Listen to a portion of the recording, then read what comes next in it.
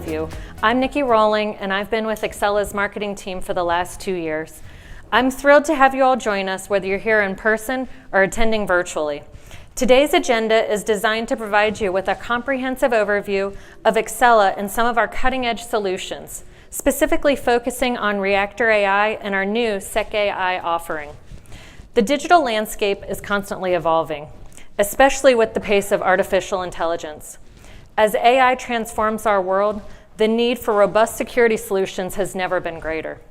That's why we at Accella are committed to staying ahead of the curve and developing innovative solutions to address these challenges.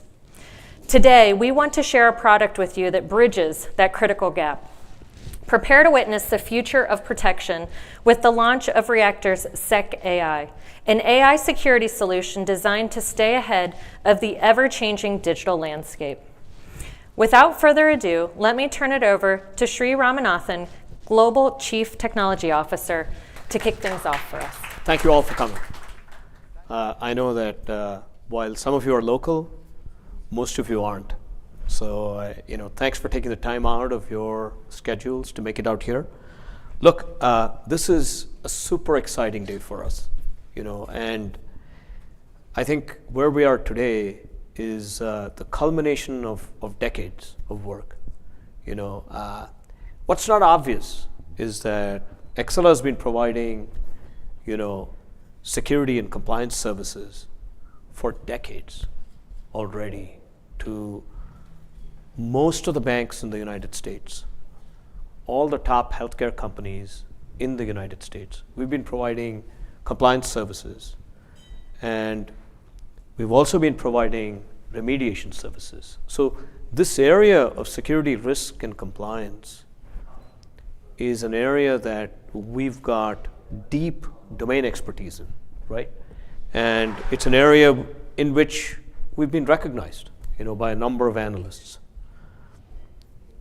Over the last few years, we've also made a significant, investment in artificial intelligence and its application to a variety of use cases, whether it's, document processing, which is at the core of what we do, whether it's to healthcare use cases, whether it's to use cases in finance, and also in cybersecurity. We've been in the cybersecurity business for a while. We've got the combination of technology expertise with our investments in AI and the domain expertise with our expertise in compliance services and regulatory services that we've been offering to the market for decades now. So I think it's this combination that makes our SecAi and Reactor offering real, right? And when you look at, each one of you look at what's going on in the last 2 years, right? I would say that even though as technologists, we're used to change, I think the rate of change in the last 2 years, you'll all agree, has been phenomenal, right? It's been incredible, right? And every customer I speak with, at the board level, their question to their stakeholders is, are we, embarking on this AI journey as fast and as aggressively as we can? Are we leveraging Gen AI and AI to improve our top line, to improve our bottom line, to improve employee productivity, to do a lot more with a lot less? And are we doing that? Are we set up to do that, right? And I think one of the areas that's been ignored, and that's what today is about security and compliance and how that relates to AI, right? And I think that's the gap that this offering really fills. And sure, there's some really good technology in here. We think there's some patentable IP that we're working on that's obviously really valuable, but we also have the managed services around it, because this is something that you need a partner to go deliver and implement, and it's a lifecycle management service, right? So there is a set of reasons along with this one why we're packaging all of this, not just as a pure technology asset. The technology is there, but you have a really large number of managed services that we're offering around it. So I'm super excited you guys are here. I don't want to steal the thunder from Vineet and Sripati and team. They've got a lot of detail to share. I think there's also a nice panel discussion that we look forward to as well. And I think we have some drinks and stuff like that that will get started right when we're done. So thanks again. Over to you, Vineet. Thank you, Sri. Thank you very much. So like what Sri was talking about, so SecAi and XBP have been kind of heavily investing around doing, there's a lot of innovation work that they have done, whether it's intelligent data processing platform that they built across a neural network. So it has been pretty innovative with respect to what they've been doing. And that was the whole genesis of Reactor.ai, which was primarily to look at saying is, if you look at technology services, it has been having its fair share of transformations, incremental innovations, but it is prime suspect for a major change because of AI. So that's where the culmination of Reactor.ai came into place. So what are we intending to do? What we're looking at is, we said, hey, given these technology services are being delivered by, if we look at major SIs, so what we call them as saying is, they are technology services companies who want to bring AI to customers, versus we are an AI company that want to bring AI-enabled technology services to enterprises. So that's a differentiation that we want to bring in, which is embed AI into every technology services as a core versus just putting it as a veneer on the top. And that's the reason we're looking at saying is that how do we look at each of the segments? Again, we're not talking about more of an AGI, like which is artificial general intelligence, if you look at generative AI and stuff like that. Its ability to do is very specific. What we want to do is narrow-based AI. And that's what you will see when you look at SecAi and the other products that we will be coming out with. It's very specifically narrow-focused on trying to solve something that's actionable, that can deliver outcomes for the customer, versus where we can do, same widget can do 5-10 things. We're not looking at that. That's where we're focusing differently. So for each of the sectors, whether it is public sector, which is heavily investing in that side of things, whether we're talking about retail, all of these sectors are looking at, with AI, looking at how AI can be embedded into it to look from cost optimization to experience enhancement, whether it is how consumers consume that service and everything else. So our approach is going to be, is that what we said is going to be a layered approach, whether you're talking about starting from infrastructure itself, because that has to be, AI just doesn't happen on the top. It has to have the right infrastructure that has an ability to compute, has power to deliver things. And then it also needs is the data, the right set of data to be part of it. How do you ensure? That's where the data modernization comes in, making sure what relevant data are we throwing at the models. And then itself, AI.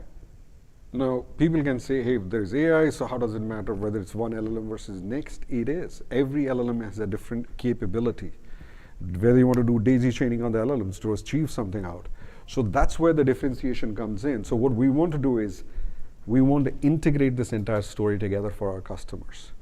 And what will it deliver for them? Like what I said, it has to be actionable. Something that it delivers is like, hey, you don't want to do it like what happened recently. I don't know how many know about McDonald's. They had this whole AI, generative AI being built into it, speech bots and everything else, and it went haywire. You were asking for a simple ice cream with sprinklers on. It came with an ice cream with bacon chips on top of it. So it means it can go horribly wrong if they're not being intelligent about what data, how it is being how it's being orchestrated and everything else. Second part of it is ethical and responsible AI. What you want is, you don't want biases to creep up into it. You don't want challenges of saying toxicity coming into it. And that's where it becomes very, very critical of saying is when we want to deliver any of those solutions, we want to make sure they're actionable, they deliver the value that you want, they are responsible and ethical. So we want to ensure for every solution that we deliver, we want to make that a part of it. So quickly, before we launch into what we're going to be the topic of the day, I wanted to give an overview of saying is what are the other services that we are looking at. So if you look at, our product offering starts with like what we talked about was infrastructure, which is you have network, you have end user computing. This is where the data is getting generated from. This is where your user set is based. These are the people, these are the employees of the company, these are the associates, third parties connected to your environment. You have cloud where all your application is residing within cloud and data centers.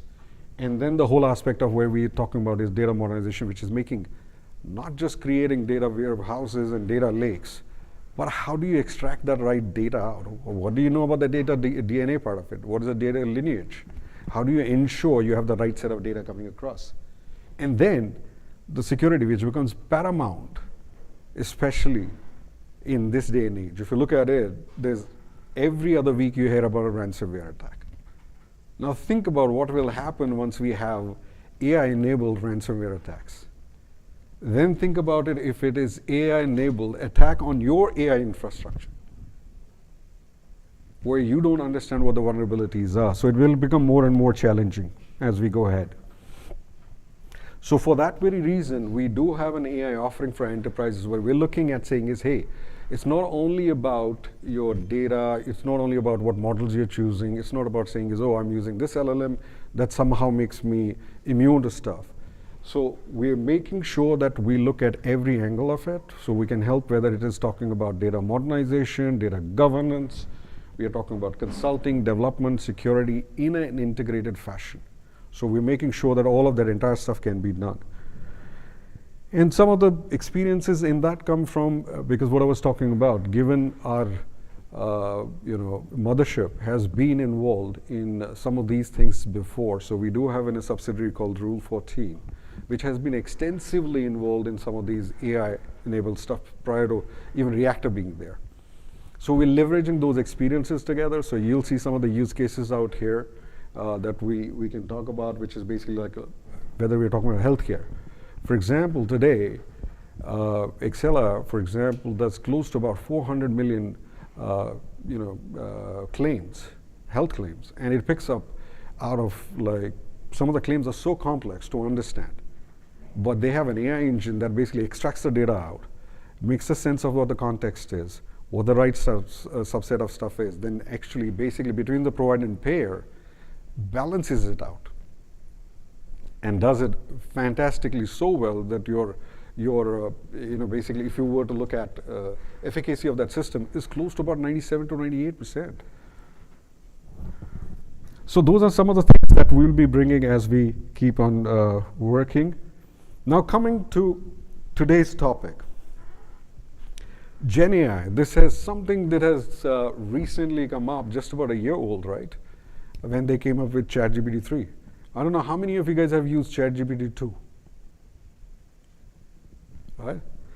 ChatGPT 2 was like a toddler who's been just sent to primary school. No coherence. It didn't have a coherent way of making anything. Context was still missing at certain times of stuff.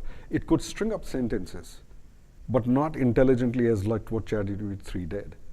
So the moment you had ChatGPT 3, it looked like a toddler who now understands English words can stitch a sentence together. And suddenly it caught the fancy of everybody else. Because now you have an ability to interact with the system, which to a certain extent mimics your conversation with what you would normally have with the other person. You asked it to summarize the thing. It brought a summary stuff. And when you start asking it questions, it understood the context of each question. And it understood where you're going with that and tried to predict what is that you're looking for. So if that started the whole fancy, but now people normally think, if you look at it, there was this, I think it was McKinsey talking about, saying there is about 83% of the enterprises right now are really looking at either adopting AI in one way or other, or they already initiated it. Now, but this whole adoption cycle started in the last 12 to 18 months because of this entire hype that followed after ChatGPT. But was that the genesis of AI? No. AI has been for ages altogether. You had this neural network stuff happening, started in the 1940s, that entire stuff in universities. You had fuzzy logic and everything else coming across, saying how your facial recognition software used to work. So that is, to some extent, is an AI itself. So AI has been morphing, but what it has happened is, the interesting part is you have the right set of compute coming now with NVIDIA, the GPUs that they have been able to pump into, and the massive amount of data crunching it can do. And the great stuff is Google's the deep learning center that they basically had put across 9 people, or what it was, 21 people or 9 people or something together team, which actually could write proper algorithms. Deep learning, that's where the deep neural stuff we're able to create the basic of that whole transformer thing, which then Google didn't realize what they had under the wraps, turned out into OpenAI and then ChatGPT. Rest is history. So AI has been going through, but only thing is now it has come at a cusp where the technology has evolved, the algorithms have become very sharper. Now its ability to create or generate, like in case of generative AI, generate content becomes way meaningful. And if you look at some of the stuff, this is McKinsey's study which was doing and saying is where it will impact. If you look at right now in current scenarios, mostly you'll look at either marketing and sales or risk, legal. So look at any of the most major companies, whether you talk about Thomson Reuters, for example, they have Westlaw and everything else. They've been heavily investing on this generative AI. It has an ability to create, like for example, summarization of the cases. You don't have to, your search becomes way easier, so you don't have to have like what used to be wiki kind of a stuff set up into your environment. And you had to go from 5, 10 questions before you could come across and say, okay, now I can make something out. Here, you can say, summarize all the cases which are relevant to this state for this instance, give me an outcome of it. It'll give you a nice kind of a complete document set up for you. So that's what is changing from that side. So is it going to be impacting everything else? Yes, it does. It has an impact on IT side of it. But again, do we have something which is drastically changing? No. Is this something that another part of it is suddenly we have this whole other spectrum of it saying is, oh, we have suddenly Gen AI is going to come across and start taking jobs away. No, it is an effective tool that will help. But as it keeps on evolving, like which is happening right now, it will keep on helping you more and more. Eventually, somewhere down the line, it might be content generation becomes purely a Gen AI capability. While we do that, so all the CEOs and everything, from their perspective, if you look at any side of this, that side growth organization, they're keen on it. Because why? It has ability to increase your productivity. So in last slide, that's what we were looking at, which was it has ability to impact your productivity in a big way. Now, but the challenge on the other hand is the CISOs of the organizations are very worried. Look at the CISO and CIO because it also opens up for a lot of risk. Because a lot of organizations as of today still do not have a complete handle or understanding of saying is what is up there, what vulnerabilities are they bringing into the ecosystem. They're just looking at saying is, okay, that's why POCs, even if they're doing POCs, even if they have Gen AI chatbots and everything else, interesting conversation I had with a few of them was like I said, hey, how are you securing your Gen AI? They said, we have firewalls.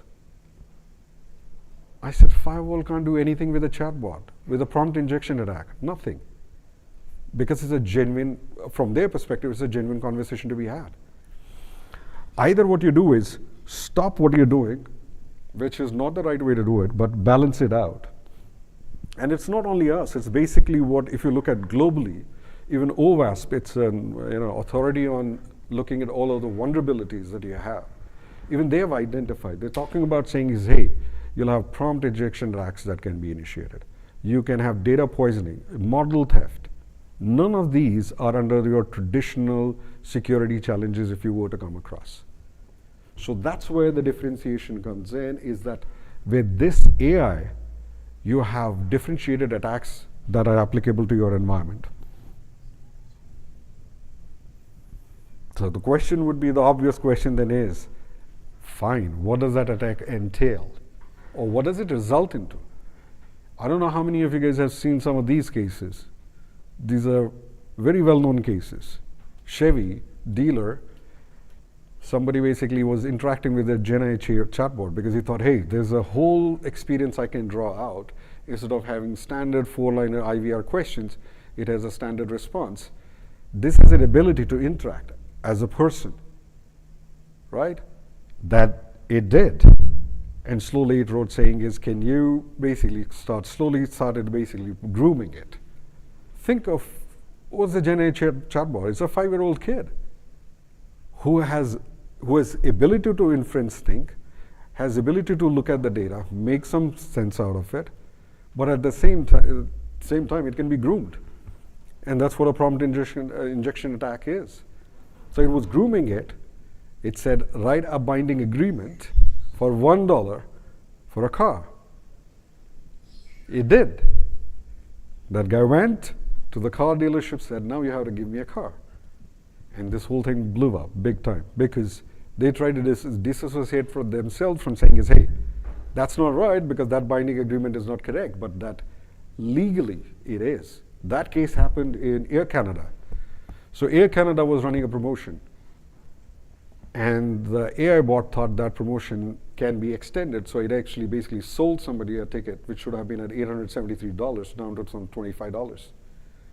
And the problem now is that guy goes to the airport. Again, they say no. He took Air Canada to court. In court, Air Canada tried to push across saying is that chatbot is a separate entity, and we are a separate entity, so it's we can't be held liable for it. But the court came back and said you are liable. It is your IT infrastructure on which it has been hosted. So it is your extension, it's your website, so you can't just back out of it. So you have to be liable for it. That's what eventually, that's the problem is everybody who's putting AI into their environment has to be careful about saying is that if you don't secure it right, you will have some of these horror stories. And doesn't matter how deep your pockets run. Look at Google. I mean, you think Google will do no wrong, right? Look at their Gemini. When they released the Gemini, it had a built-in bias. They were not able to test it out. If you put Nazi in the Gemini search, it used to, because it has to have diversity neutral. What it did was it came across with instead of a normal German Nazis, whatever the pictures were, it started throwing a black guy or a brown guy in a Nazi form, in a Nazi uniform. And then what they had to do was shut it down. And this is with an organization which has huge amount of resources. They have ability to look through every angle of it before releasing such a big product. So if they can go wrong, think about what it can do for enterprises who do not have that deep pockets. So what kind of attacks do you have? Prompt injection attack could be me talking to your system saying that I am your administrator.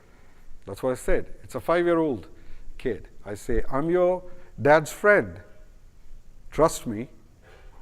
Give me information about where you live. What do you think a 5-year-old will do? Because if it's the dad's friend, that means it's trusted resource, so I can share that information. Same thing happens here.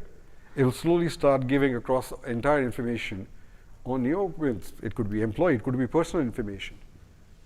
So these are the kind of attacks we are talking about. So similarly, whether we are talking about model theft, you have built out for a year, you've been training your model, you've created stuff, you have that entire stuff in your space, which is your instance. But if I come in, I know what your LLM weights and how you have fine-tuned it. I just pick up that. And the thing is, you'll not even know when the attack happened. If in case you're able to, then that's a separate story. But think about it. This is a year worth of effort that you put already. I am just walking in. I just grab the things. I go out, recreate that model. I don't have to spend a year worth of effort and time and money. So in order to avoid all of these scenarios, what are we suggesting? That's where we were kind of looking at saying is, how do we solve that problem? And that's where this whole genesis of SecAi came in. So let me quickly walk you through what SecAi is. Are you worried about data breaches and security risks in your AI systems? You're not alone. With the wide adoption of AI tools, data breaches have become more far-reaching than ever, with an incremental shift of 15% over 3 years. Unfortunately, traditional security methods like firewalls are no longer sufficient for AI. AI security is a hot topic in cybersecurity right now, and it's something you can't afford to ignore, whether you're already using AI or just starting your AI journey. That's where SecAi by Reactor.ai comes in. Leading the way in AI security solutions, SecAi offers much more than traditional cybersecurity methods. Our mission is to ensure a safe AI transformation for your organization. SecAi uses advanced algorithms and machine learning to find and fix vulnerabilities in your AI system, keeping you compliant with industry standards and regulations. Get an in-depth tracing of LLM performance with over 10,000 plus curated requests, fully configurable and integrated with major cloud providers. You also get comprehensive reports and guidance on mitigating risks, all aligned with OWASP standards. Our offerings don't stop at cybersecurity. Reactor.ai also provides a comprehensive suite of tools and services, including AI or ML solutions, data modernization, and multi-cloud management. Secure your AI ecosystem today with Reactor.ai's offerings. Let's connect and discuss how we can help you secure your AI initiatives. For more information, visit our website at www.reactor.ai.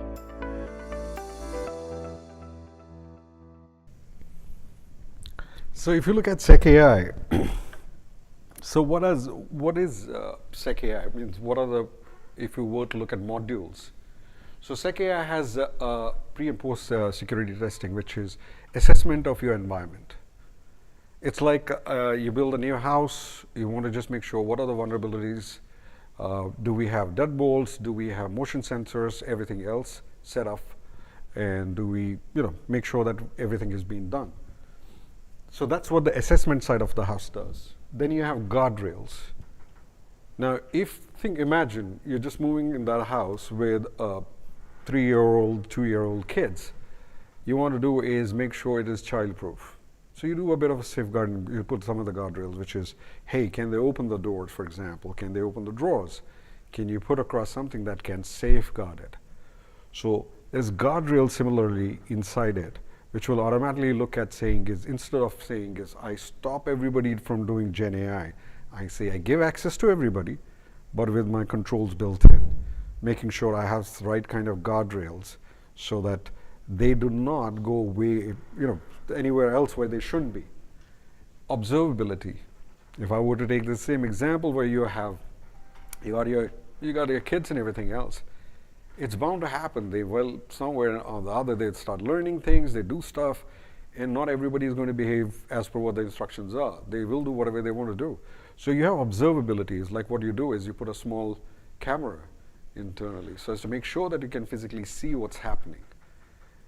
If they are able to get over guardrails, or if they are able to figure out how to open a deadbolt, then you have an ability to act on it. So that's where the observability comes in.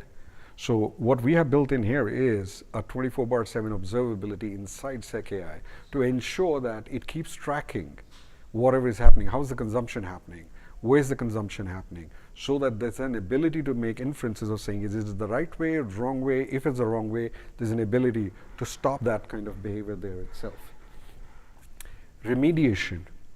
So as you have been, because given that you have observed there's something going wrong, there's an ability for you to act. And that's where the remediation aspect comes in. So what remediation is primarily looking at is making sure that we track every action of whatever we have seen. Hey, if this is not where, if these are the guardrails that we need to be, or the applications need to be, really looked into it. So the remediation process will automatically come in, or if there is a set of code that is making your whole thing vulnerable, or there's a data set, for example, which has some private information should not be part of the entire stuff. So it'll ensure that. So you got to be careful with LLMs. It is not a standard learning model where you just put data in, it learns, and you take data out, it unlearns. It doesn't work that way. It's like what I was talking about, a 5-year-old kid. It's picked it up. You say, no, don't say it. It will keep on saying it. So the thing here it is, those remediation processes, that's where we then will start looking at saying is, how do we ensure those LLMs don't start spamming that data? There's an ability for it to unlearn. And the big part then comes compliance. So if you look everywhere worldwide, whether it is US, whether it is Europe, everywhere else, the compliances are coming up in a big way. AI is one that suddenly every country has started kind of noticing it out, saying is that they need to make sure they have the right kind of compliances to ensure that they are able to manage it the right way. So these compliances, everybody knows, and especially the financing, banking finance side of the house, or if you have insurance, or if you have healthcare, they know it very well because they've been following those compliances for years altogether. Whether you're talking about the HIPAA compliance, whether you're talking about PCI, whether you're talking about stuff like that. So in order to make sure that you are compliant with everything else, so we have the compliance module built in it so that it ensures that there's an ability for you to comply with whatever ever changing. It's a dynamic area right now. Some of the base compliance is being built right now, so nobody has a very comprehensive one. But whatever they have, we want to make sure that it is. At the end of it is, this is an evolving system, and because this is an evolving area, nobody has a complete sense of where it is headed towards. So we wanted to ensure that this also has an ability to learn, understand, and ensure that it also keeps on keeping the whole system, updated with things. While this is a complicated slide, it kind of gives a bit more, understanding around what's built in, how it is, whether, in short, I would put across saying is, even if you're talking about dev environment, this is what you should have, whether it is dev, whether it is, production environment. It is equally important in both. So there's an ability for it to ensure that during the dev environment also, it is securing it, it's ensuring that while you're developing it, you're integrating into your CI/CD stuff. That way, whatever application goes into production, you know for sure it has been secured. So all of this entire stuff, what we talked about, is a continuous learning process that we have built into it. So it will keep on looking at what are the anomalies that it finds out. It will keep on remediating it, ensuring that those anomalies it has observed, there's an ability for it to remediate it, and keep on making sure that there is no insecurity into the system. So if I were to simplify, what happens before and after? The before and after is a very simple thing. In case you have as an enterprise, they have to be careful about what they're doing. What you don't want to go, like what were they saying, average breach was costing them anything between 4.5 million to, depending upon the recent one, like Change Health. They had to pay a ransom of almost 22 million, and they paid it to the wrong party. And then they had to figure it out. I don't know whether they paid it twice then. So when you have those scenarios happening, every incident like that is going to cost you money. Reputation, cost you brand. It doesn't make sense doing that. So what we're talking about is SecAi makes it very simple. You don't get into those situations. So all of those vulnerabilities are removed. You have an ability to put across a productive environment, and you then have ability to monitor it. So you don't have to be worried about saying, am I taking an application that is making me vulnerable? Do I know? And that way you can lead the path with the whole productivity that you can take it forward. So that's where we, I wanted to kind of quickly introduce. This is what we have when we show the demos, you'll be able to see a bit more about what I'm talking about as a product.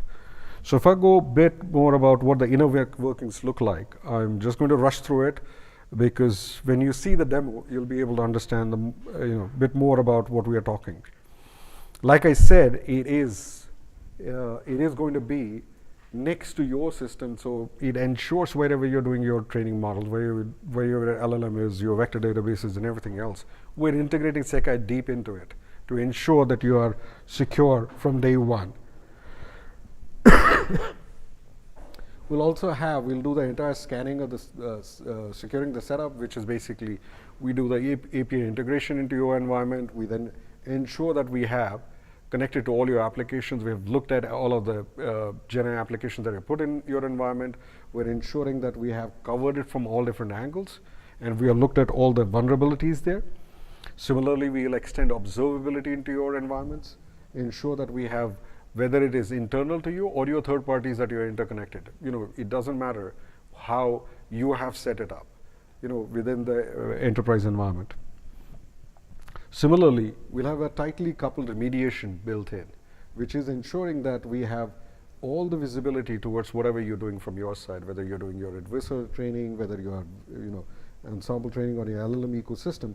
We are ensuring that entire stuff, information, is what SecAi will be funneling through, making sure that it has visibility into it, and ensuring that the remediation process is integrated with the enterprise remediation way of doing things. and the compliance that I spoke about, whether it is HIPAA, NIST, GDPR, the EU regulation, or UK safety AI that has come in across. US is also coming up with it. And we'll make sure that it's integrated with the corporate audit system so that they have an ability. You're not segregating it.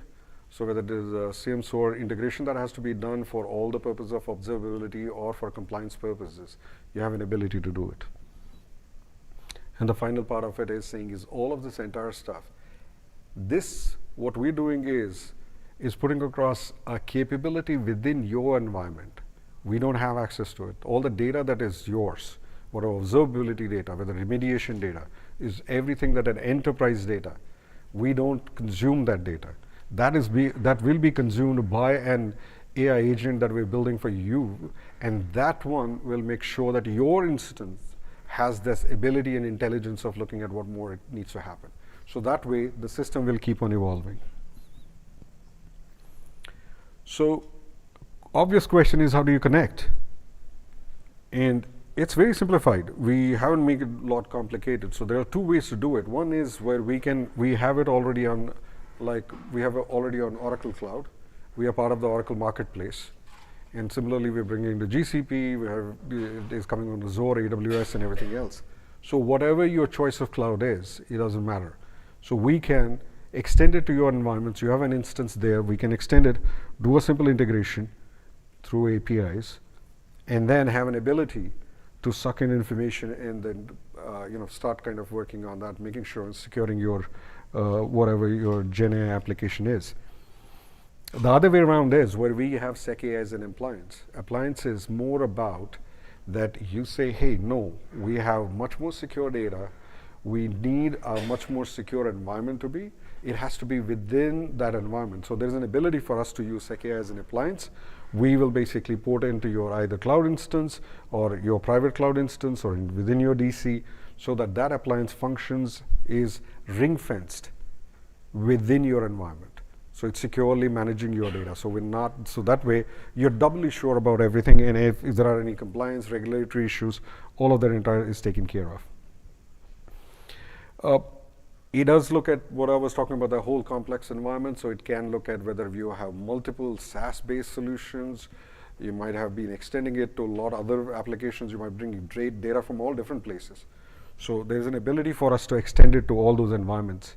Again, like I was saying, was DevOps.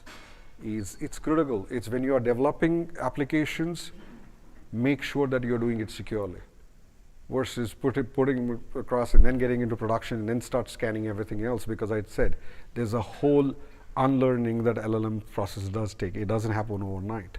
So then the whole remediation becomes slightly extended. But this way, what you're doing is you're ensuring that whatever goes into production is secure enough. With that, I come to the deployment is modular. One of the questions that normally people have is that, hey, we want to, try before buy kind of a thing, which is, how do I need a whole expansive suite of stuff? Can I first kind of look at few of the things that I have? There's an ability for you to pick up, depending upon whatever you have, whether you want to do a assessment, whether you want to do observability, guardrails, some of those things that you will need by default. But compliance might not be on your radar. So then you have ability to do unified views. So this gives you a comprehensive capability, but also an ability to consume at your pace. With that, I give over to Sripal. Thanks, Vineet, and good evening, everybody. Before I actually take you through the demo, I just wanted to give you a quick overview of what we are kind of looking at here. So with all those, say, heavy dose of AI components and everything what Vineet was actually talking about, I just wanted to say, simplify it in terms of what it looks like in a real environment. If you look at a real AI ecosystem, there are only 5 parts to it, starting with the business use case, right? The rest 4 parts are the technology components, which is nothing but your input data, which is that training data that actually exists. A model, which is a LLM or an ML model. Then a set of, say, interfaces, integrations that typically exist over there, and the, say, hosting ecosystem itself, right? These are the building blocks. Obviously, there are going to be, say, extensions with the LM, with, say, vector DBs and kind of things like that. Just these are, from a block standpoint, 4 important things that actually exist within any implementation itself. So the whole objective for, say, securing it is to look at each of these components and to look at what are those, say, set of things that can actually go wrong. I have, say, Happy, my co-narrator as well, who will actually simplify some of these concepts as we actually move on. So there are about 5 specific use cases that I've actually taken. So at the face of it, some of them may kind of, look a bit complicated. I'll actually simplify them. So the first part, what I was talking about, input data, right? Today, if you kind of, look at an enterprise level who are actually adopting, say, any sort of AI, it can be Gen AI, it can be, say, any of those ML models. There is a way the data is crafted and the baseline learning, say, is created for the model to function, to optimize a workflow and kind of things like that. The most important vector at that point in time is data poisoning. So what is data poisoning? So data poisoning is all about, say, changing the data, misinterpretation of the data, misalignment of the data, right? It can be a human error versus a hacker basically getting into a database and changing few records in there, right? So what's the, say, impact of it? So if you look at it, say, the impact kind of varies from a perspective of, say, responses, commitments, then biases that actually exist, and it goes on and on. The most important behavior, what we have seen with customers, with, say, Gen AI training, is that they just kind of, say, dump a bunch of, say, files. These are millions of files that typically goes in there, and the ML model basically gets trained. So it's all about, say, unstructured data getting into a bunch of PDFs. You can actually think about it. So an example would be that if a law firm is basically adopting one of those, say, chatbots for them to summarize on, say, specific cases based on history, okay, there are millions of, say, historical case data that's actually dumped onto LLM for it to actually learn. Now, it becomes very difficult from a perspective of going to each file there, right? So the first thing what we do, okay, is to look at whether, while the data is structured, I still would say that the data is structured at an enterprise level. Even in spite of that, there are, say, biases that actually comes into the picture. So just to simplify it, this is what it looks like, right? So this is the happy model of, say, the data poisoning. So if you look at how the data training typically happens, this is a normal training path from a perspective of object identification, right? Data poisoning, you just kind of, say, train it, say, by showing a ball as a frisbee and a frisbee as a ball. And this is exactly what happens, okay? So if you basically say, command happy to go and get a frisbee, it's going to get a ball. So that's where, say, that's the impact. You can actually kind of, look at it, how this can translate into real world. Quickly getting on to how this works, right? So this is basically the, say, SecAi system, what we have been talking about, right? There are 2, say, mechanisms in which we operate. The first is to, say, validate at a model level itself, which is what is here, which would give a way of selecting a model itself. So, the models pretty much are available there, which are large language models that have been published by, say, your ChatGPT to Google to, say, Anthropic. There are close to about 250 plus models that exist today you can actually, say, adopt.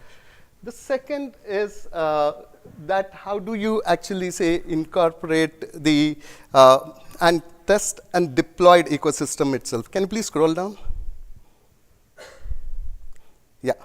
So you can typically go in for an existing system, a chat bot, or any of those, say, URL-based mechanisms that exist. It can be an API gateway, and you can actually run tests on top of it. Now, for the, say, scenario what I was talking about on data poisoning, we'll just show you with reference to a model. And for the following ones, we'll actually show you with some of those, say, URL integrations and kind of things like that. Can you quickly run the test, please?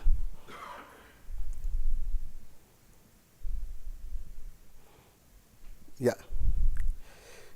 So if you look at it, right, the way this has been built is that there are a set of integrations that actually exist. I'll actually show you those integrations. They're close to about, say, 25 integrations what exist. At the, say, baseline level, we look at, say, standard files that can actually be, say, put across in a folder, which is, I mean, any sort of PDF or any of those Microsoft variants of the documents which, say, typically go in from a perspective of training data itself. The second part is databases. So we connect to, say, big databases like MongoDB. We connect to, say, Snowflake at the moment. Then, say, standard Oracle-based databases that have, say, existed, and some of those data lakes itself, right? So currently, I'm actually showing you the test case with reference to the data that typically exists as part of a set of files that have been, say, extracted. Now look at the, say, dimensions in which we look at that data itself, right? Say, within this data file itself, we are looking at things like, say, banned competitors. Because most of the times there's a competitor analysis that typically happens as part of any company, and you just kind of, some of those data actually gets into from a perspective of training, because it's a document that actually gets loaded into it.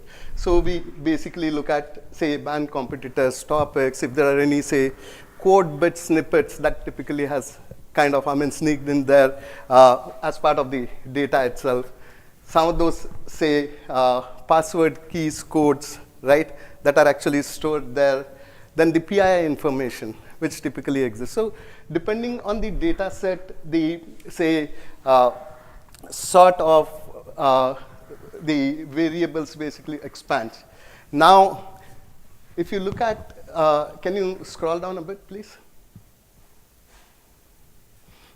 So for each, say, artifact, what we had actually, say, looked at from a, say, data standpoint, which I said is as part of a directory stored somewhere there where we are actually accessing it. So for each one of them, it goes through, it typically provides you that which of them needs to be cleaned up, okay, before it can actually get loaded on top of it. Then it gives a, say, comprehensive kind of a traceable log from a perspective of you can actually pick it up, go and actually rectify the problem at the point of training itself, so that there's no kind of seepage of this when it comes to the actual system getting implemented. Can you scroll up and say, scroll up, please, for a minute? Can we go to that interfaces itself? Yeah. No, up. Can we scroll up, please? Yeah, so if you click on that source and, yeah. So this is what I was actually, say, talking about. A set of integrations that exist out of the box, and we can kind of, select any one of them, connect to a data source that is used as an input for training. So this is that, say, first set of capability. There are about 21 such capabilities that actually exist. So we were talking about the first area, what I narrated, which was actually data. Now, getting back,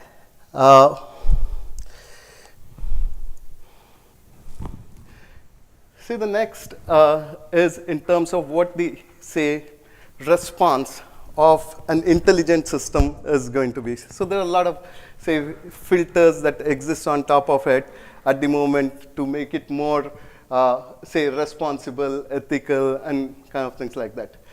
But obviously, there are going to be language toxicity because LLMs are inherently built to hallucinate. Okay, then obviously there would be, say, certain malicious URLs that might have actually crept in from a perspective of the training itself, and also interpretation of data itself. Okay, so multiple sources, there is a level of interpretation that actually happens in that training. So what we do is that we look at starting from toxicity, okay, of the response down there, right, for, say, various parameters. Now, if you have actually, say, looked at the recent news, how AI is used by hackers to actually generate, say, malicious emails with embedded links for phishing and kind of attacks. Okay, so those are some of the things that can typically be generated out of a standard chatbot. You can actually generate it out any of your ChatGPT as of today. So this is very centric to the second part what I was actually talking about, which is that intelligent system itself. Now coming to the other typical example, what we say call as over-reliance check.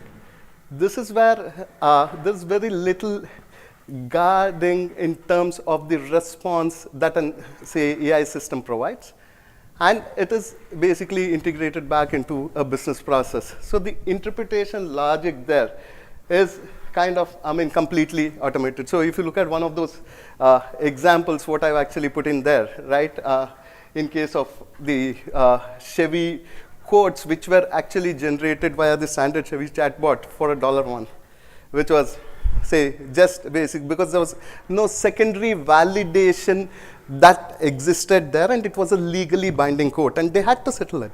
Okay, they had to provide a car for $1. That was what it was. Now, if you look at this simplification of it, so this is exactly what I'm talking about, is that control. So if there's no control that typically exists on this, right, the responses are kind of, could be malicious, could basically be offensive to a particular set of party, or data can typically be, say, exfiltrated by an attacker. So with that, I'll actually switch on to the demo, which I can do.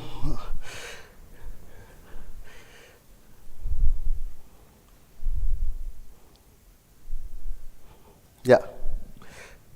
So we typically call this as, say, insecure output handling, where we look at a set of parameters and then we get into the over-reliance part of it. So when we look at this insecure, say, output handling, there's a set of toxicity and parameters that typically comes in. And the response needs to be oriented to a specific geography. Okay, it's a very tricky thing when it comes to implementing in, say, a particular scenario. The entire language expression is very different. Okay, a simple term in here, right, may be kind of palatable. Still, if you're using in some of those European countries, it may be offensive. So what we have done is we have actually, say, categorized it based on the, say, toxicity levels, and also what is kind of, say, impacting it. Can you scroll down a bit? Can you scroll down a bit more? Yeah, thanks. Thanks. Okay, so these are the, say, stuff what we are actually looking at: bias, sentiments, toxic language, okay, then the overall toxicity of the responses itself. So what we do is that, can you scroll down a bit in terms of the table? So we have a, say, parameter that basically determines what part of the AI system needs to typically be looked at. Vijay, can you scroll down a bit, please? Yeah. So bias. Okay, this particular data set has a lot of bias in its response, okay, for the LLM itself. Can you just click on that audit like that so that we can get onto that? Yeah, so if you look at it, right, there are a whole lot of stuff what we look at in the background, while it's a small summarization, okay. So we look at the response being very responsible, and, say, any of those biases out is completely removed when it is actually put into production. So that's the whole, say, objective of validating it. And the most important thing is that it's not, you can't get into a trained AI system and remove something. It's not a delete that typically happens. There is a specific mechanism that has to be followed to retrain it to a particular level of, say, a level for which, say, it can respond to a particular demography. Now, if you can, say, switch to the other one, which is from a perspective of URL.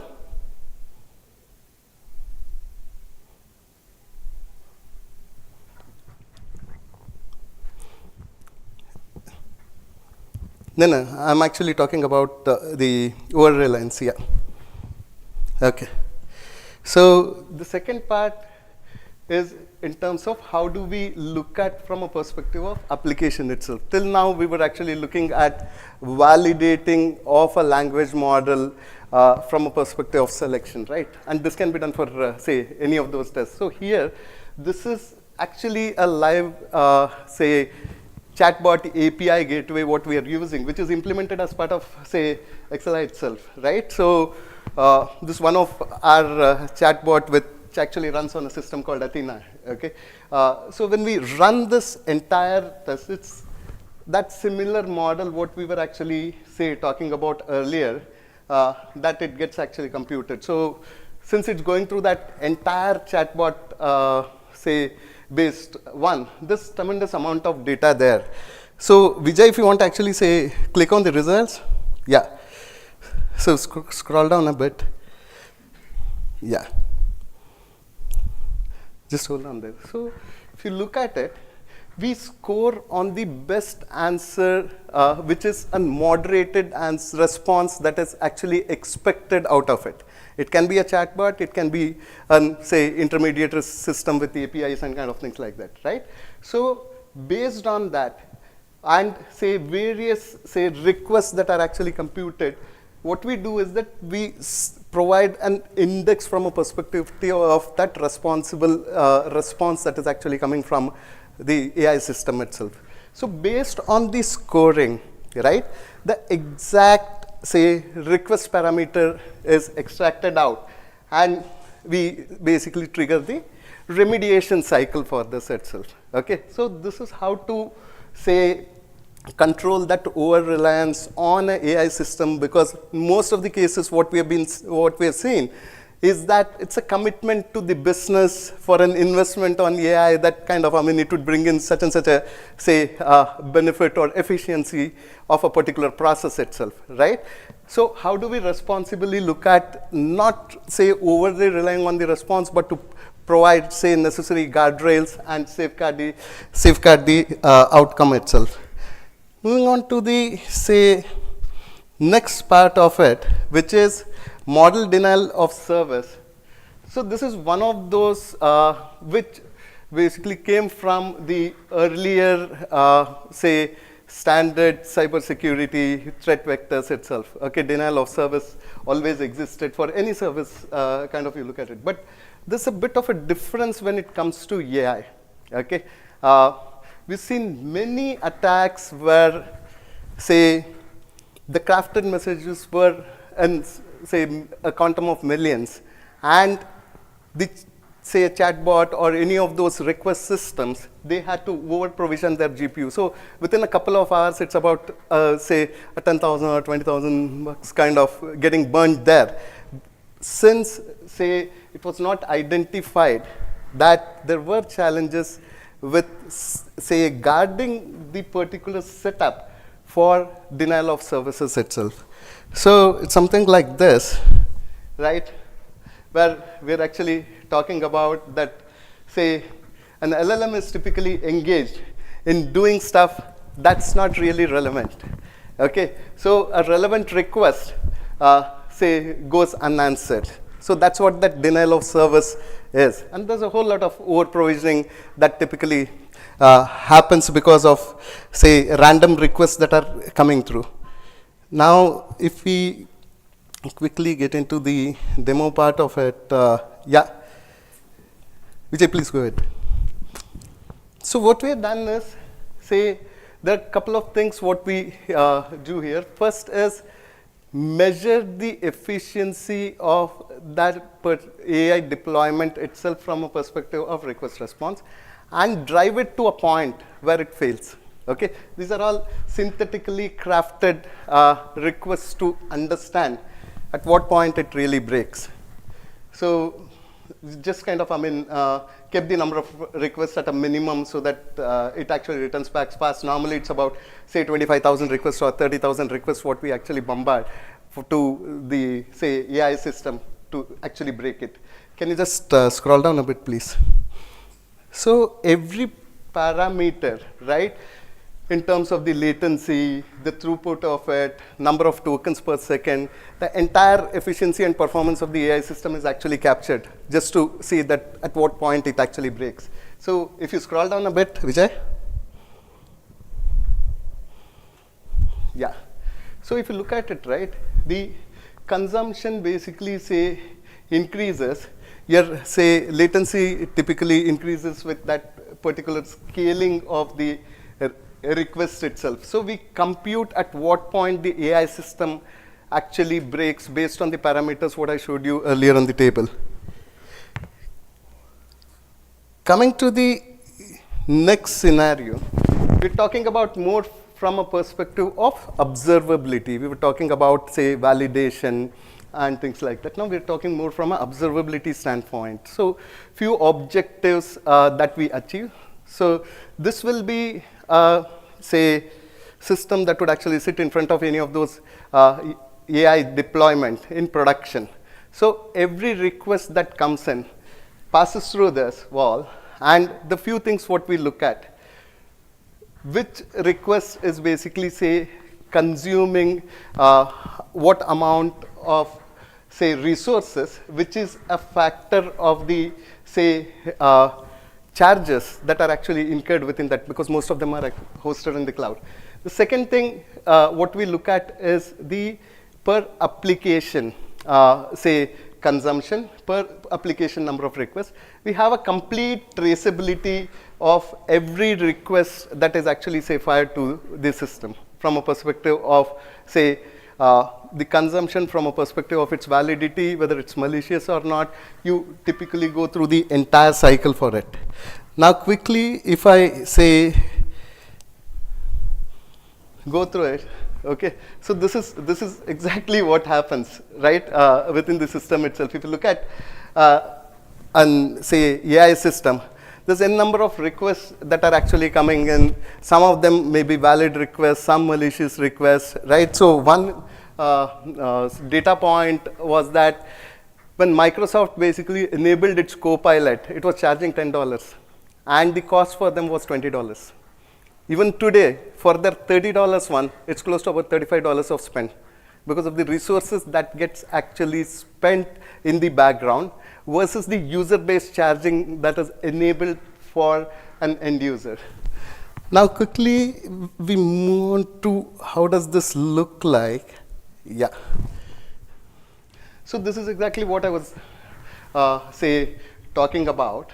So the top one there, you can look at, say, the request, the cost for the request, and also split up by the applications that actually comes into the picture. If you scroll down a bit,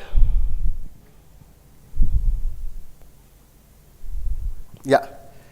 So there are, say, two LLMs that are actually used here, GPT 3.5, and there's a text embedding LLM that typically exists.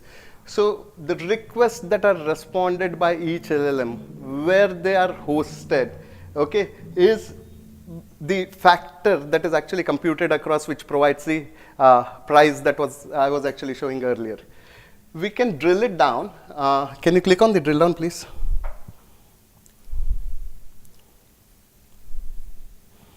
Yeah.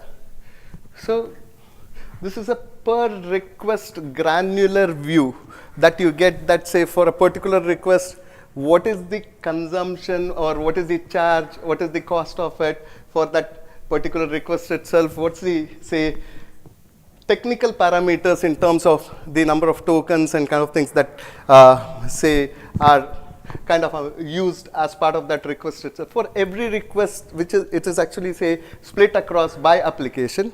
And if you click on one of them, we can go and look at the specific request and the response itself. So if there's a malicious request that has actually come through, you can specifically know within that, say, when it has come, what was that request, what is the sort of the vector that is typically getting used for hacking the system itself. So it has a request, it has a response. This can actually be analyzed by the system what I was showing, and it would actually tell you what exactly it is. Moving to the, last part of it, which is the most interesting one, compliance, right? We've built in compliance as part of the system itself. Currently, we have EU AI compliance that has been built across. There are, 15 specific, clauses that exist, and there are about 50 sub-controls that needs to be implemented for a system to be compliant, to be operational in EU. So I'll actually show you how it works. Mostly, it's kind of, this way, where there is always a challenge between the innovators and the regulators when it comes to the picture. And there's a mechanism what we have evolved to, document it. Click on one of them.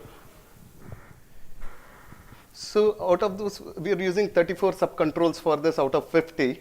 You can actually select depending on what it is, right? Can you get into view, please? Yeah. Okay. So this is, we're currently doing the audit, right? So there are specific level of audits that is actually happening across. Can you click on the controls and the sub-controls, please?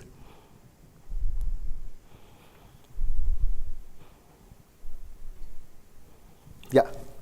So these are the, current EU controls that actually exist, okay? So risk management becomes a control, data handling and governance becomes a control within it, and a process associated with it needs to basically be validated. So there are 7 sub-controls for this, okay? 7 for them, 5 for this. So you have about 50 of the sub-controls that totally exist for somebody to kind of say that, all of them are checked and they're actually compliant for launching a service within any of those EU countries. That's what it is.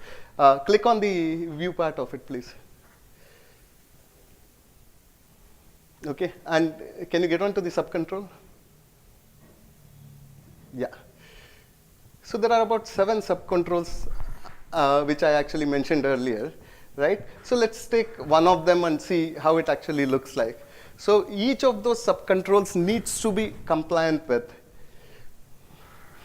So there are 2 parts to the system. One is a voluntary disclosure, as in an IT team basically looking at it, filling, certain parts of it, putting across the processes in place for regular validation and responsible building of the AI system itself. And there is also a auditor view, where an auditor can typically go and validate the artifacts and basically say that it is compliant. So this is a view for one of the controls which has been completed. So if you look at it, is there a validated risk assessment framework that exists for AI? So that's one of the controls, sub-controls that needs to be in place. And at what frequency it's actually getting updated and reviewed. So it's a quarterly schedule that's actually been put across. So these are facts that have been, recorded for this sub-control itself. So similarly, for being, EU compliant, it's going to be all those 50 controls that needs to be in place. So, which I am flipping across. So that was a quick view of kind of those various dimensions what Vineet was actually talking about. Now I think it's time for our panel discussion. There's been an interesting topic around, how, what we have been talking all this time, right? In terms of securing, enterprise applications, right? So that's what, let's actually hear out from our esteemed panelists, their view in terms of what they're seeing and what their point of view is on the best way to basically mitigate some of the stuff what we have been talking about. Thank you very much. So that was a great demo, and I don't know about all of you, but I love looking at those dashboards.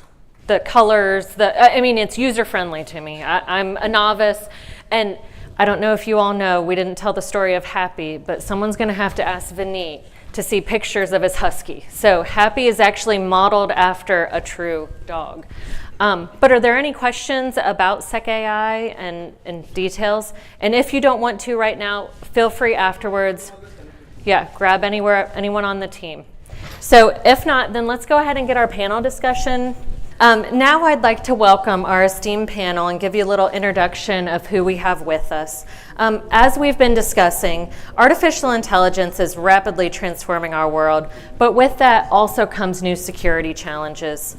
We've seen the power of SecAi, and now we'd like to discuss security for AI deployments in enterprises, the hype and the realities. So joining us today on our panel, we have John Tothat. He's the president and co-founder at NetMaven. John is a technology executive with over 35 years in IT channels. Along with forging new partnerships, John also has extensive experience in revitalizing business units, launching groundbreaking products, and has recently launched NetMaven, poised to capitalize on the network effects of 5G. We have also David Manning, Director of Global Strategic Accounts, Science Logic. David is a seasoned technology sales leader, having transitioned his career from an engineer to a global sales executive at Science Logic. David has been helping his customers with actionable insights to predict and resolve problems faster. We have Sahil Agarwal, CEO Encrypt. Sahil is a PhD in applied mathematics from University of Oxford and Yale University.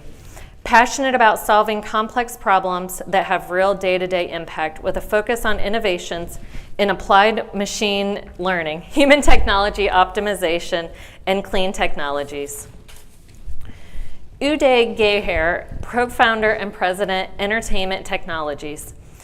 Uday helps content creators, content production, and content distribution teams to create, connect, and capitalize with innovation solutions. Sriram Ramanathan, Chief Technology Officer, Exela Technologies and XBP. Sri is a hands-on technology executive and AI guru who has more than 23 years of cutting-edge experience in the mobile, AI, and cloud computing domains. At Exela, as Global CTO, he leads the technology function, including the generative AI charge, product development, and the CIO and CISO functions. So please give everyone a warm welcome on our panel. Okay, I want to begin today's conversation by asking John and David, whoever wants to go first, as you see it, how is AI becoming a critical differentiator for companies in today's market? Can you share some specific examples you're observing, either from your own experience or across different industries? Thank you for having me. Is this on? Thank you for having me. So I'm sitting next to a PhD, so it makes me a little bit. But as a sales executive, I'm meeting with customers daily, and the customers that I work with are some of the largest customers. They're all household names that my mom would know who they are. So what I'm finding though is over the last couple of years, it started from, do you have anything, or does your product leverage AI, to we have a global AI initiative, and then the business units within the companies each have their own business AI initiative, leveraging that up to the corporate standards. So what I'm being asked in almost 100% of sales calls at this point is, how does Science Logic, the company I work for, leverage AI in our solutions, and how can we help our customers bring AI to them? So either safeguarding their tools or providing monitoring solutions against their tools, or bringing additional tools for them to leverage. But I'm seeing it at this point it's in 100%. And the only other example I'll give is last month I was at Cisco Live, massive trade show in Las Vegas, and Chuck Robbins, the CEO of Cisco, gave his keynote address, which he does every year. And he got up to slide 4, and he looked at the audience and he said, "I have not said AI yet." The rest of the presentation, of course, was about AI. So it's every single customer, every vendor has to have an AI initiative, and we have to adapt to our customers. John? Yeah, just to put a little context, NetMaven was formed to bring T-Mobile Enterprise 5G out to the enterprises. And from a couple of contexts, I'll answer the question. First, the type of clients that we're bringing the technology out to are in fact pioneers, right? So these are the folks that are in hospitals, mostly has been our use case, that are adopting bleeding edge technology to change the world of patient care. And so when you think of it from that lens, we did the deal with Boston Children's Hospital. That was that's our case study. And if you think about talking to Heather Nelson and the other CIOs of hospitals across the nation, AI comes up everywhere. It's ubiquitous. It's ubiquitous in the way that vendors are bringing AI into the equation. It's ubiquitous in the way that hospitals want to monetize the data that they inherently have. But most important is the way that hospitals want to use it for good. Now, all that's great, and one of the reasons why I'm sitting here is that in my discussions with Vineet, all of this sounds great, except everybody's scared, right? And so to answer the question succinctly, we're deploying Enterprise 5G across the nation. We've got 80 hospitals in the pipeline. Of those 80 hospitals, we can't get through one without some relative discussion about AI. So from a reactor AI and SecAi point of view, I think that the timing's great, and that's our viewpoint. Those are great perspectives. And you talk about the different industries, it's touching everyone. So we all need to be in the know and continuously learning and adapting and being ready for the next thing on the horizon. Next, I want to ask Shri about some of the current hype surrounding generative AI and enterprise. What are some of the realities of securing AI deployments that often get overlooked in the hype cycle? I think when I think about all of the hype around generative AI, I would say that where we are on the continuum is that I think we're just getting started. I'd say that penetration is less than 1%. There's been a lot of talk, a lot of hype. There've been some cool products that have been put out. But when it comes to enterprise adoption and success in terms of real use cases, I think it's still fairly early days. I think from a risk perspective, you've got a number of competing forces within these enterprises. You've got the technology teams who are experimenting a lot and who want to put out feature function fast. Then you've got the CISO organization who's not ready to deal with AI, because AI is not on the list of things they do today, even though this is going to become a big part of their wheelhouse. And then I think you've got some very important regulatory pressures. You've got the presidential order around AI, right? You've got the European Union that just passed a series of laws around AI and the regulation of AI. And so compliance becomes all important. I mean, you want to realize all of the business benefits you can get from generative AI. There are some fantastic use cases out there, but you have to balance that and be compliant. So I think even though the opportunity is there, I think you've got a lot of constraints that people are trying to deal with so that they can realize their benefits, whether it's around productivity improvement, which I think is the biggest use case, but it's also around customer service, for example. You want to do more with a lot less, and this technology certainly helps you do that. Absolutely. So we've got so many pros and cons right now. And I don't know about all of you, but I see it with my children. I've been shocked at what they know and how quick they're adapting to it and using it. But on the flip side, the technology that's there telling them, oh, I know you used AI, right? So it's like finding that balance and making sure that we're all using it correctly. I'd like to talk a little more about the security risks. So Sahil, can you elaborate on how hackers can steal data from our AI systems? How can it hurt reputation or cost the company money? Yeah, I think when Vineet and Shripati gave their demo and presentations, right, we saw that it's very easy to extract sensitive information that has already gone into developing these models. And when it comes to reputational or financial risks, we are living in a connected world. anything bad that happens spatially is in an instant on Twitter or on front page of New York Times. Google literally lost more than $70 billion in their market cap because of the bias that Vineet showed, right? That their Google Gemini model has. So these are complex systems, but can have real financial damage, reputational damage that we're seeing today. And it's not just for enterprises, but for anyone that's dealing with PII, PHI information, or any sensitive data. That's very easy to extract from these models today. Right, so it sounds like we absolutely should be planning for this risk, or it's going to be detrimental down the road for all of us in many ways. Uday, can you share with us an example of a best practice from the media and entertainment industry and how considerations around AI security are impacting your and your customers' approach in implementing AI solutions across the industry? How important is security in their strategy?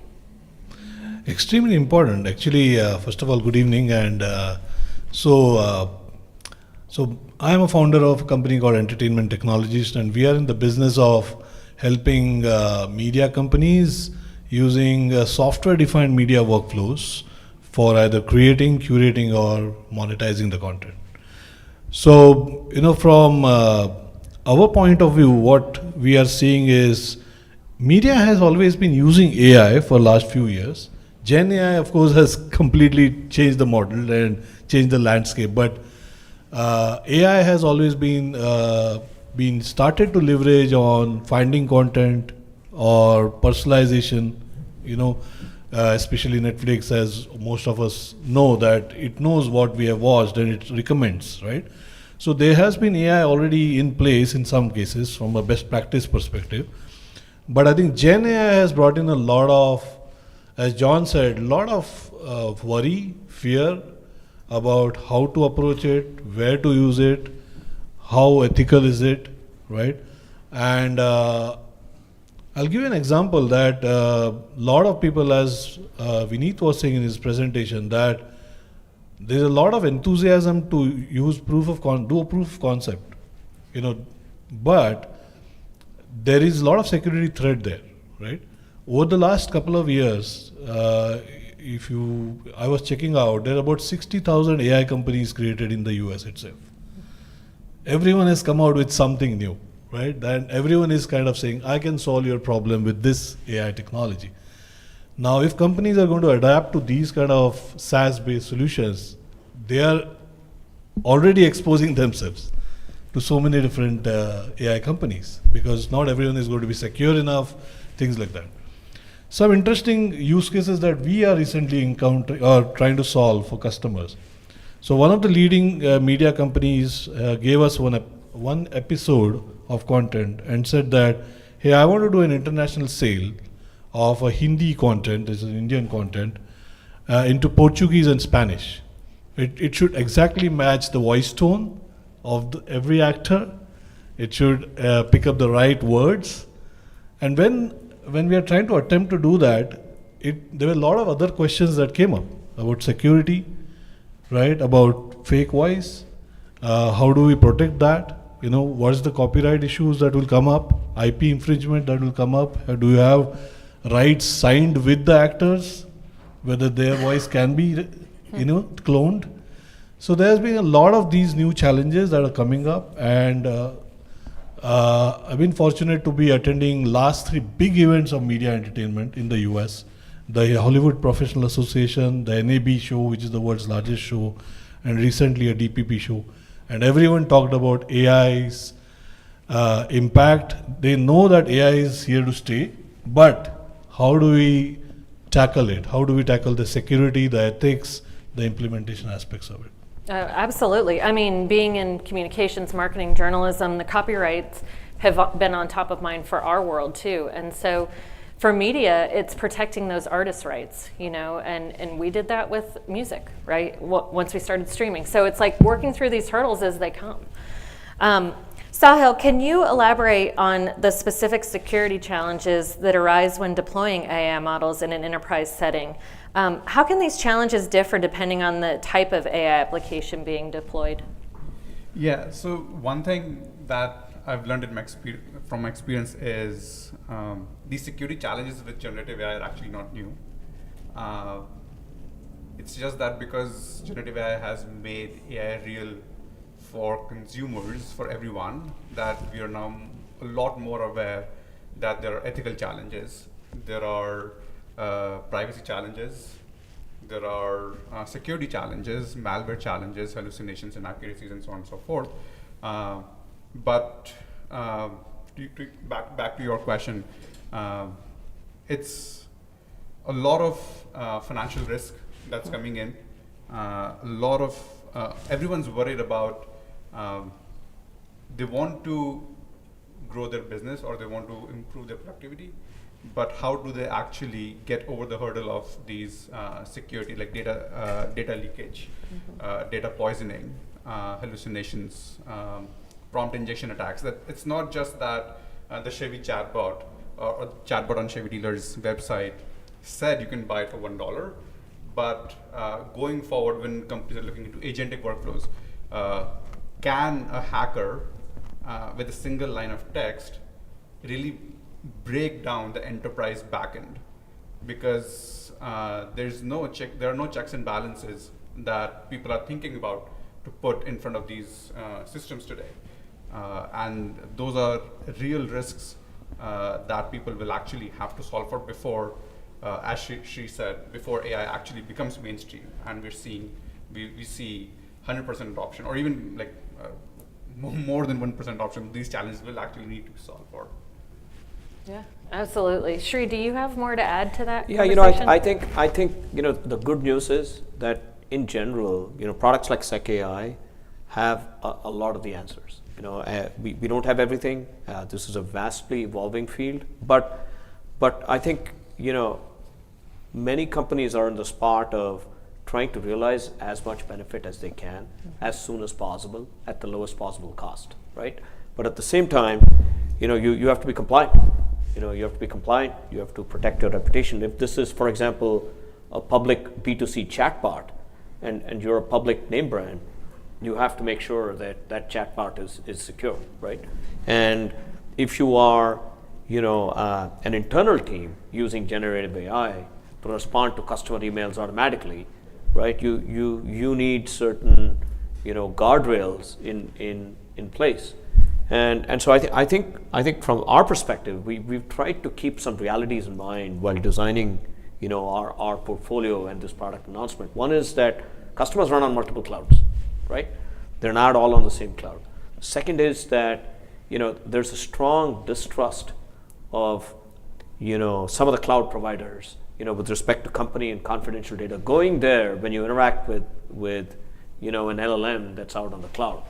And third is, a lot of the big companies we work with, they're building their own LLMs. They're taking LLMs from outside, they're extending them, and they're going through continuous development processes. Just like you had CI/CD for traditional code, you have these for models as well. You've got a model development lifecycle, and have you accounted for that, right? So I think the fact that we've got different entry points into our solution, you don't need to buy the whole thing. You can buy the modules that you like. And for example, we've got customers in Europe who are so focused on compliance that trumps everything else. So they can just get the compliance module and run through and get some assurance because they get our stamp of quality to say, yeah, you're compliant, right? As an auditor would do. So I think that's the world we're headed to, and it's not going away. I mean, AI is here. It's here to stay. It's in early days, and this is really an opportunity, as much as anything else. Right, so it can be sort of a la carte. It's not all or nothing. It is, take a step, get into this, take another step, ramp up. Yeah. And I think that's great.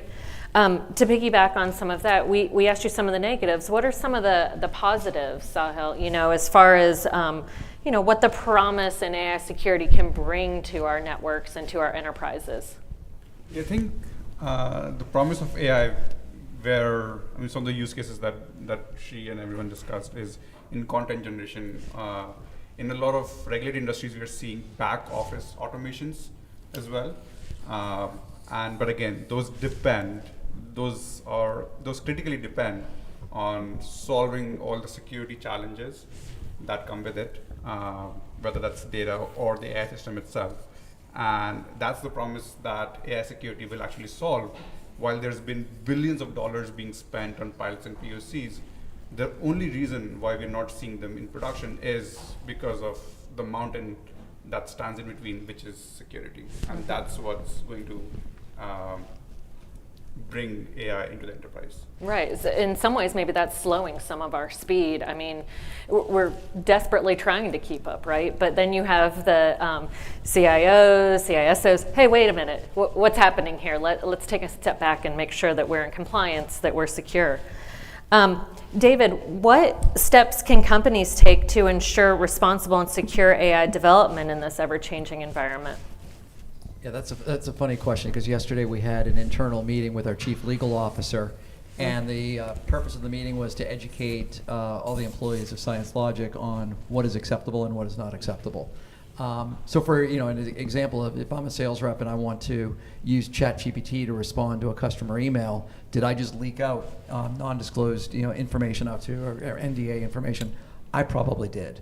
So and a lot of it is accidental. So if you're building your own internal system, you can put all sorts of safeguards around there. The users are what scare me, because everybody is using it. My kids are using it. I use it at home, and that's the bad actors. There's an old saying that the bad actors only have to get lucky every so often, but the CISO has to be accurate 100% of the time, which is really difficult. So there's a lot of things you can do.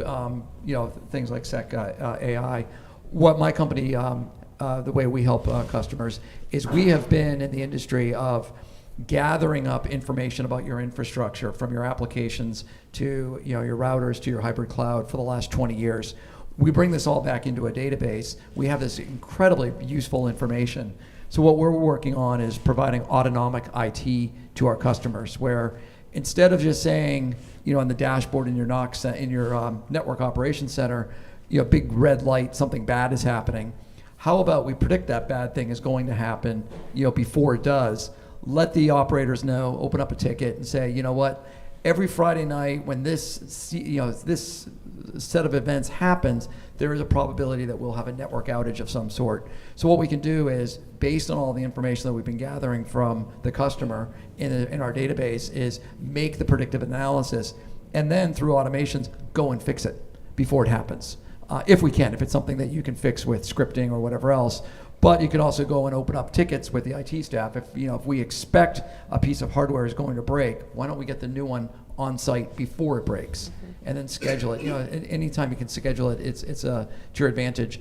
We integrate with all the security companies, so we can pull that data back and provide a global view. But it's going back to your question though. It's fascinating that I think a lot of companies are releasing AI-enabled products. What I'm seeing is that the first wave of these products are AI-enabled user interfaces, which is great, because I don't need to go and get a very expensive certification to run my router, but it's not really AI. It's an AI front end where I can speak English to my router, as opposed to the router adapting and making instantaneous decisions. That all is coming very, very soon. So it's on both sides, both from the bad actors and then from us. Absolutely. John, do you have anything to add? Yeah, as I was listening to the panel up here, I think a takeaway, a final thought to share would be this. This entire panel, in every one of our respective business, is in some way, some form, in the transformation business, right? And in the transformation business, there's really three things that our customers really look for from us. They know the known. They know that. They look to us to figure out the known unknown. But really, it's the consultants amongst us who's really going to pile in hard to help them figure out the unknown knowns, right? And I think that's a challenge and an opportunity for all of us to bring SecAi, and I'm pretty excited to partner with Vineet to bring this out to the market from that context. So congratulations to the panel and congratulations to Vineet. Yeah, great. Thank you. Uday, did you have anything to add too from the entertainment side in media? I think he summarized it very well. But I think, from a media perspective, as I was earlier saying, there is a lot at stake in media, right? Any project, if you take, is at least 100 million to 150 million. Sometimes the Avenger kind of projects are $350 million. Look at the amount of risk that they are always carrying, of risk of copyright, piracy, and the whole filmmaking business is about a lot of individual small companies coming in doing their bits, visual graphics, post-production.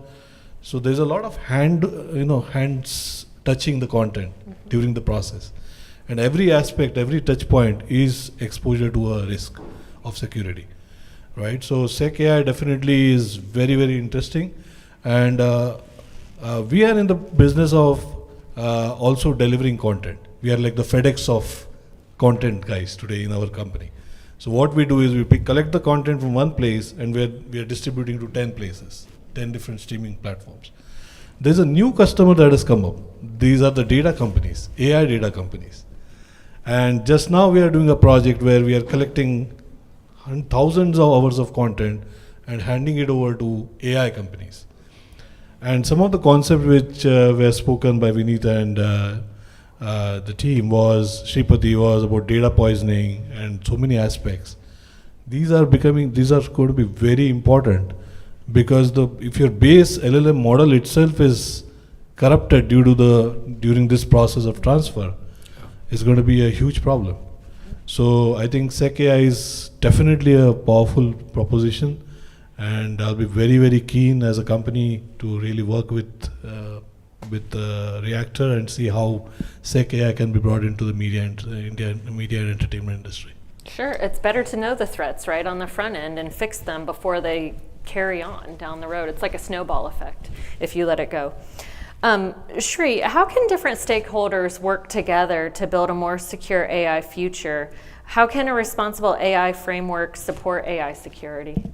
Well, I think I think it's a broad question, and if you look at the stakeholders in typical enterprise, you've got the product and engineering teams, you've got internal IT, right? And then you've got the security guys, and then you have customers, and then you have employees. I mean, they're all stakeholders in this, right? And I think to have a successful Gen AI program, I think you need involvement from all of these stakeholders, and they all have to work together. One of the concepts I've seen work well is a center of excellence. You're increasingly hearing about a new C-level role called the Chief AI Officer.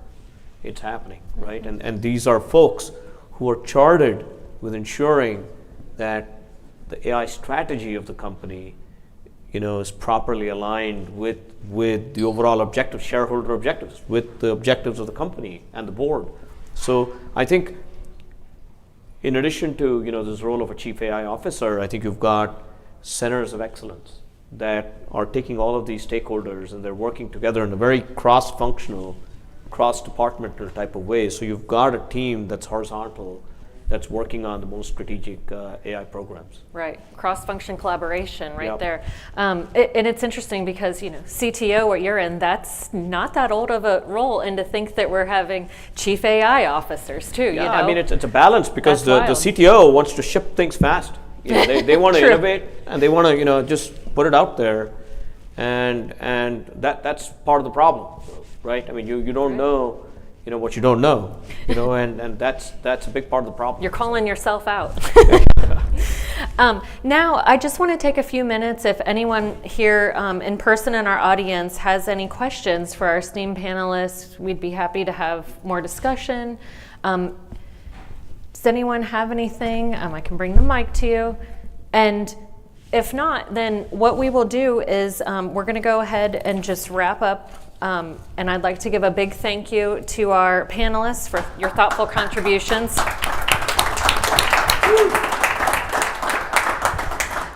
I know we've only scratched the surface of this complex topic, but hopefully this discussion has been good for everyone, just to get your heart pumping, your brains moving, and just to consider the future landscape for your AI security.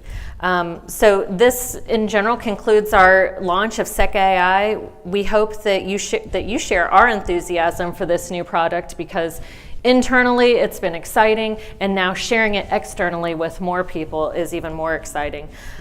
Please don't hesitate to reach out to our team. They'd be happy to answer any questions. And tonight, please enjoy some conversation and refreshments. So thank you very much.